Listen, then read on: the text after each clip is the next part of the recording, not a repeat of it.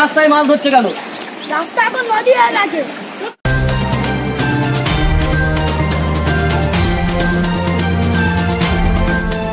আপনারা দেখছেন PM news 365। নিয়মিত খবরের আপডেট পেতে আমাদের চ্যানেলটি সাবস্ক্রাইব করুন আর পাশের বেল আইকনটি প্রেস করে গাড়ি আটকে মাছ ধরতে দেখা গিয়েছে রাস্তায়। দীর্ঘদিন ধরে ভাঙড়ের আবহদা রোড বিকল অবস্থায় পড়ে রয়েছে। বছরের পর বছর কেটে যায় কিন্তু রাস্তা সারাই আর হয় না। 2011 সালের পর থেকে মাঝে মাঝে বিচ্ছিন্নভাবে মেরামতি হলেও সম্পূর্ণ রাস্তার কাজ হয়নি এখনো। আমরা দেখেছি কখনো আরাবুল ইসলাম, কখনো রেজ্জাক মোল্লা, আবার কখনো জেলা পরিষদ সদস্য মোস্তাক আহমেদ প্রতিশ্রুতি দেন, কিন্তু কাজ কিছুই হয় না। এমনটি অভিযোগ এলাকার সাধারণ মানুষের। রীতিমতো রাস্তা সারাইয়ের দাবিতে গত বছর সাতনিয়া মাদ্রাসার ছাত্রছাত্রীরা পথ অবরোধ করে সাতুলিয়া চৌমাথাতে। সেদিন ভাঙড় টু ব্লকের জয়েন্ট ভিডিও এসে ছাত্রছাত্রীদের আন্দোলন তুলে দেন এবং রাস্তা সারাইয়ের প্রতিশ্রুতি দেন, কিন্তু আজও সে রাস্তার হাল ফেরেনি। মাসখানেক আগে দিশা নামে একটি সমাজসেবামূলক সংগঠনের পক্ষ থেকে রাস্তা সারাইয়ের জন্য ডেপুটেশন দেওয়া হয় ভিডিওকে। ভিডিও 1 মাসের মধ্যে কাজ করে দেবে বললেও এখনো কাজ হয়নি।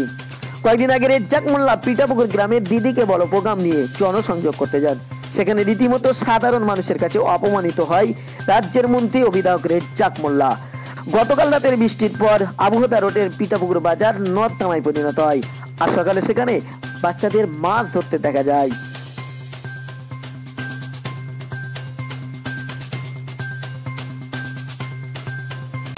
মাছ তোমরা রাস্তায় মাছ ধরছে কেন?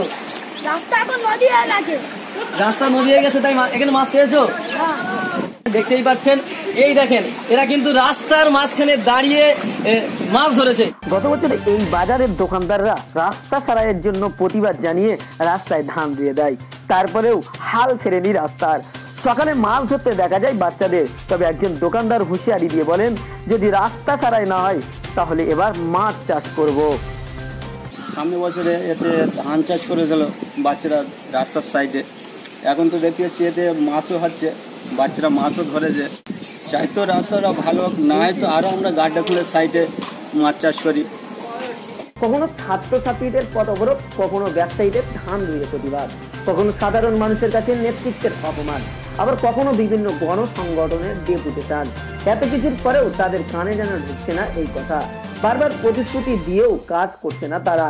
একজন আক্ষেপ করে বলেন, আমার মনে হয় ভাঙড়ের নেতারা আর কেউ বেঁচে নেই।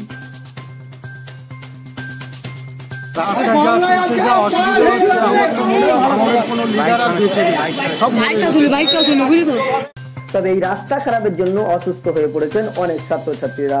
সমস্যায় ভুগছেন এলাকার সাধারণ মানুষ থেকে ব্যবসায়ী পথচারীরা। আমাদের অভিযোগ দীর্ঘদিন আমরা এই পাগল পর্যন্ত যে রাস্তাটা এবং পিঠাপুকুর সাতুলিয়া বিভিন্ন জায়গায় রাস্তার যে পরিস্থিতি, বিভিন্ন নেতারা আসছে আমাদের যে শাসক দল আছে, কিন্তু তারা এসে বার্তা দিয়ে যাচ্ছে যে 1 সপ্তাহ, কেউ বলছে 3 মাস, কেউ বলছে 2 মাস পরে আমরা রাস্তা সারাই করে দিচ্ছি। কিন্তু আমরা কয়েক বছর ধরেই আমরা ভুগছি এই রাস্তাটা নিয়ে, কিন্তু আসার পরে আশায় আছে, মানুষ ভাবছে যে রাস্তাটা ভালো সুন্দর পরিবেশ তৈরি করে দেবে রাস্তায়।